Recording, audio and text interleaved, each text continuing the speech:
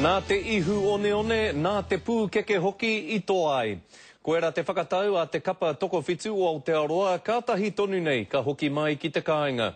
I hinga I a rātou a ahi trairia I roto I te whiringa toa o te tau mā heke hoa whenua.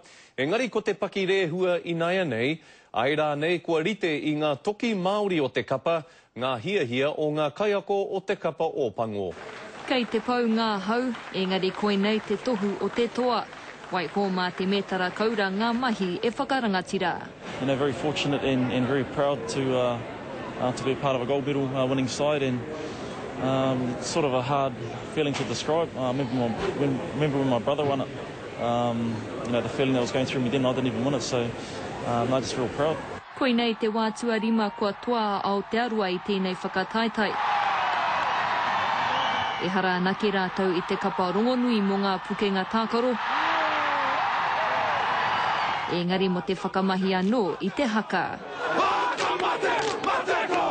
To get a gold medal from a Commonwealth Games is something special, and you know, definitely we won't forget this. I nā te whakapau wera a Jose Gia ki Delhi. Engari ko Waika Mōhio he taumata anō pia ka whai atu ki roto I te kapa o Pango.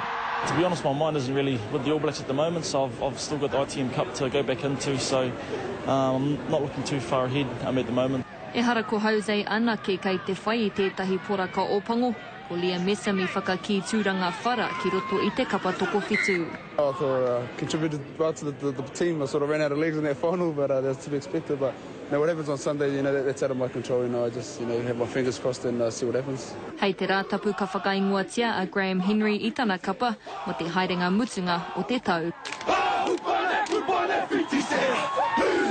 Irina Smith, Te Karere.